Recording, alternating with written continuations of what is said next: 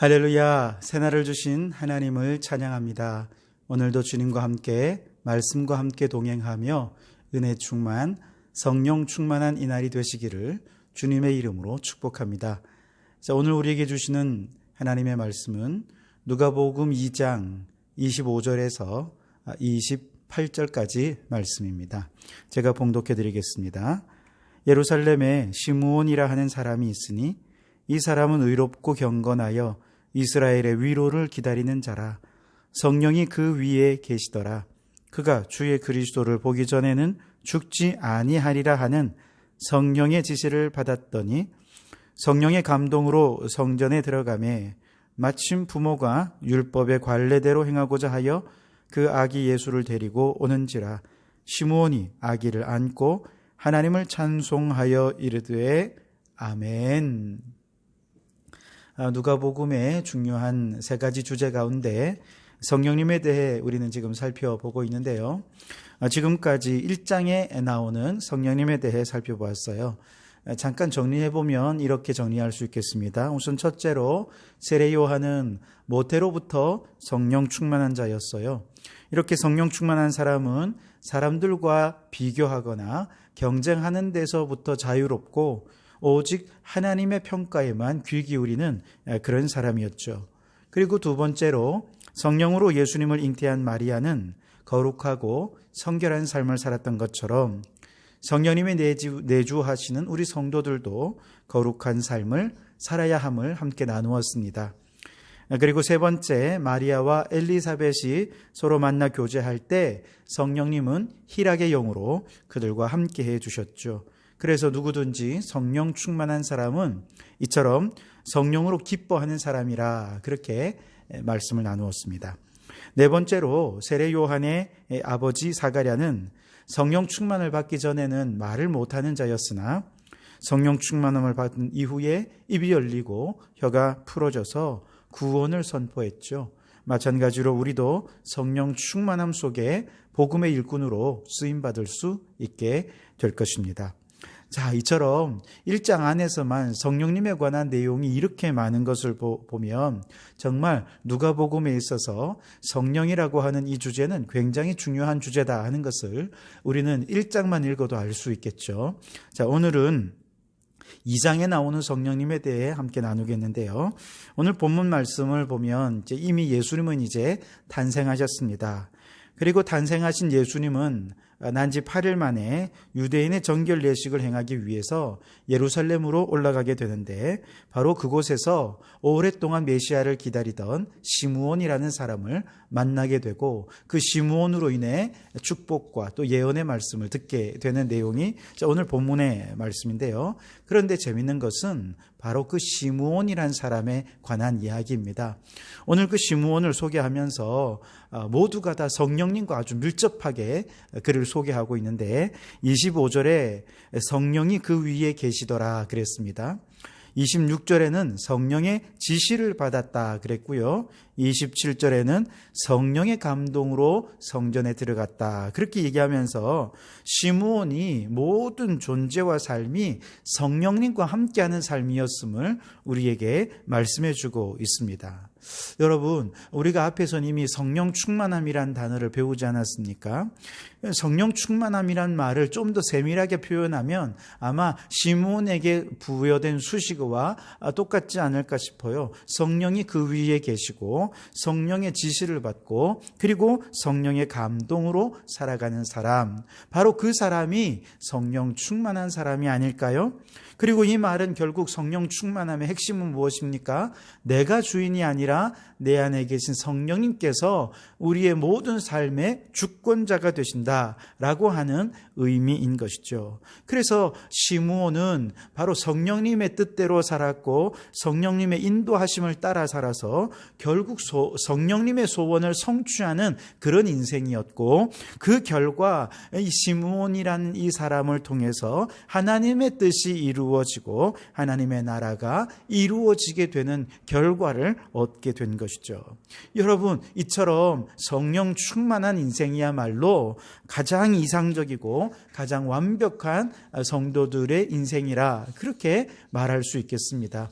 내 뜻이 이루어지는 것이 아니라 성령님의 뜻이 이루어지고 성령님의 소원이 이루어지는 바로 그것을 통해 하나님이 영광을 받으시는 것, 이것이 우리 인생 최고의 목적이 아니겠습니까?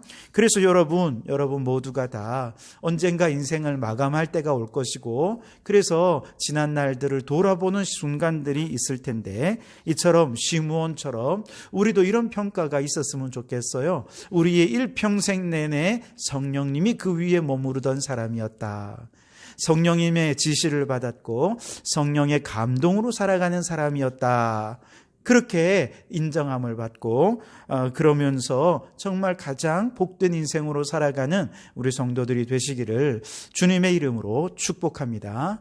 자, 이제 조금 더 구체적으로 들어가서 내용을 보면, 먼저 25절에 시므온은 성령이 그 위에 계셨다, 그렇게 말하고 있죠. 성령이 그 위에 계셨다라고 하는 말은 계속해서 성령님이 시므온 안에 머물러 계셨다는 거예요. 시므온을 떠나지 않고 항상 함께 하셨다는 것이죠. 시므온이 얼마나 성령님과 밀접하게 동행하는 삶을 살았는지를 나타내는 말인데요. 그가 어떻게 동행하며 살았을까? 26절에 성령님의 지시를 받았다, 그렇게 말씀을 하시죠.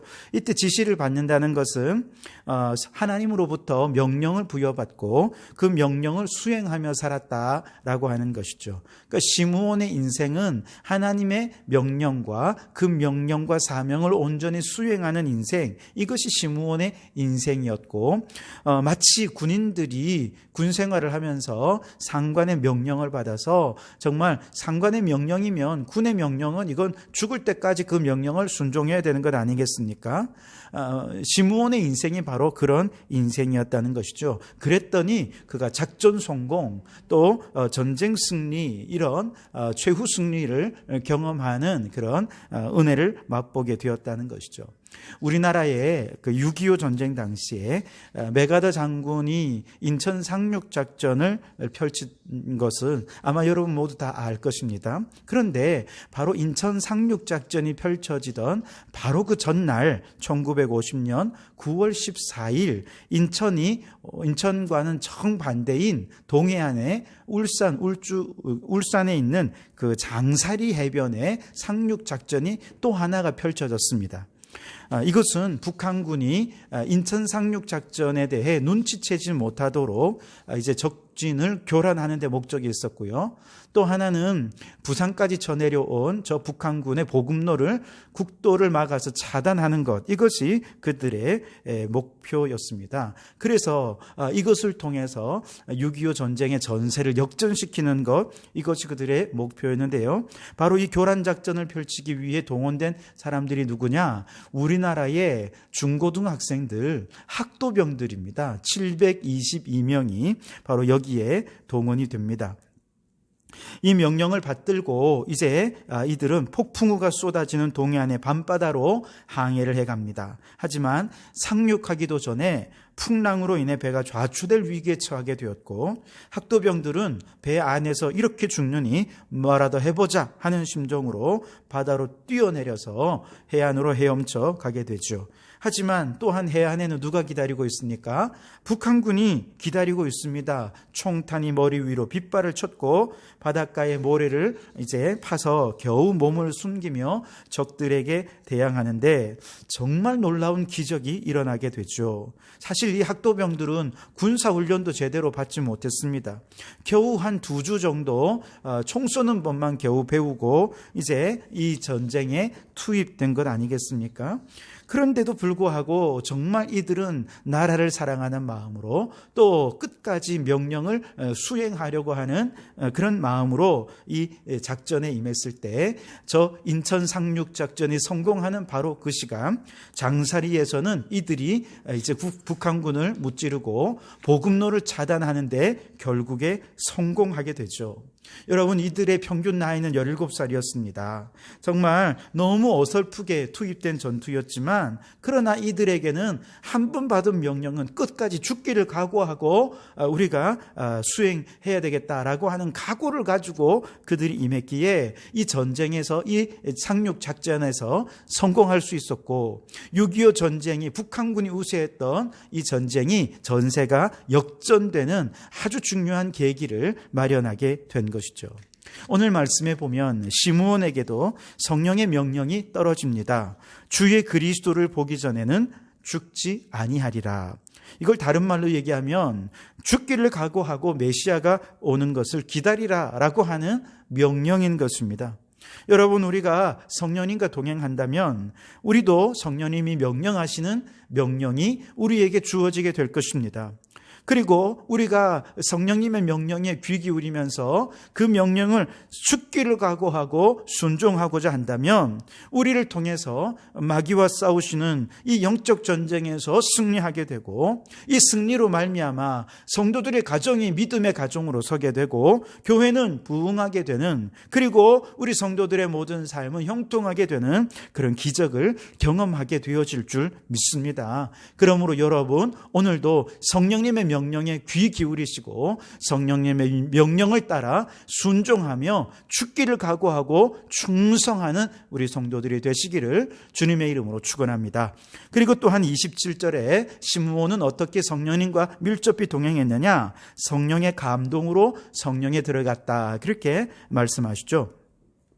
여기서 이제 성령의 감동을 받아서 성전에 들어가 보니 거기서 누구를 만납니까? 할례 의식을 하기 위해서 이제 아기 예수님을 안고 찾아온 요셉과 마리아를 만나게 되는 것이죠. 그리고 그 아기 예수를 메시아로, 그리스도로 알아보게 되었고, 시몬이 그 아기를 안고 축복하며 하나님을 찬송하는 내용이 오늘 본문의 말씀이에요. 여러분, 성령의 감동하심은 무엇입니까? 이것은 성령께서 아주 세밀하게 인도해 주셨다는 것을 의미합니다. 비록 이 시므온이 메시아를 기다려라 하는 명령을 받기는 했지만 사실 누가 메시아고 그 메시아가 언제 어떤 모습으로 올지는 전혀 눈치를 채지를 못해 전혀 몰랐습니다. 그런데 성령께서 이제 아주 세밀하게 지금 성전으로 들어가라 할 때 시므온이 순종해서 성전으로 들어갔어요. 그리고 아기 예수를 바라볼 때 바로 그분이 메시아이고 그리스도라고 하는 것도 성령께서 알아볼 수 있게 해 주셨다는 것이죠. 다시 말해서 지금 이 시므온은 그만큼 성령님께 아주 민감한 삶을 살았다는 것이죠. 만일 성령님께서 그 마음을 지금 성전에 들어가라라고 하는데 감동해 주시는데, 아이고 오늘은 피곤하니까 하루만 좀 집에서 쉬겠습니다 하고 그만 집에 머물렀더라면 어떻게 그가 그리스도를 만나러, 메시아를 만나겠다라고 하는 이 명령을 완수해낼 수 있었겠느냐 하는 것이죠. 만약에 우리도 성령께서 우리에게 감동해 주시는데 그 감동을 무시해 버린다면 성령님은 소멸해 버릴 것이고 주님의 뜻도 이루지 못하게 되고 말 것입니다. 여러분, 우리 하나님께서 우리에게 명령을 주십니다. 사명을 주십니다. 그런데 그 명령을 주시고 난 다음에 네가 알아서 잘해봐 하고 그냥 맡겨만 두시는 것이 아니라 성령님은 끊임없이 아주 세밀하고 아주 친밀하게 우리에게 감동해 주심으로 성령님의 인도하심을 따라 주의 사명을 잘 감당할 수 있도록 도와주신다는 것이죠. 그래서 우리가 성령님이 감동하실 때 그 성령의 감동에 아멘 하고 순종하기만 하면 바로 그것을 통해서 우리에게 주신 명령을 성공적으로 완수해 낼 수 있게 된다는 것이죠. 자, 여러분, 오늘도 이제 새로운 하루를 시작합니다. 오늘 이 하루를 살면서 성령님께서 이웃들을 사랑하라라고 아마 명령해 주셨을 것입니다. 우리는 모두 이웃 사랑에 대한 명령을 받았어요. 그런데 성령께서 이제 그 명령을 따라서 이 하루를 살아가는 동안 아마 어쩌면 그런 감동을 주실지도 몰라요. 자, 오늘은 우리 가까이 있는 누구에게 커피 한 잔을 대접하면 어떻겠니? 아마 성령께서 그렇게 감동을 주실지도 모릅니다. 그러면 여러분 그 감동에 순종하시기 바랍니다.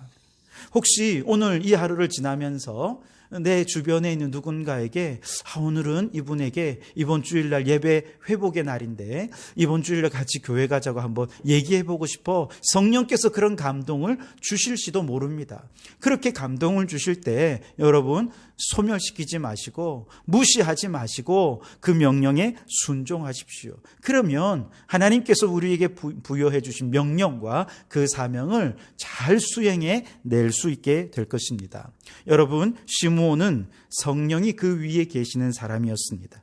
성령님과 늘 친밀하게 동행하는 사람이었죠. 어떻게 동행했습니까? 성령의 지시를 받았고 성령의 감동하심으로 그렇게 인도하심을 받아 행했더니 그 명령을 온전히 수행해낼 수 있었다. 그렇게 말씀하시죠.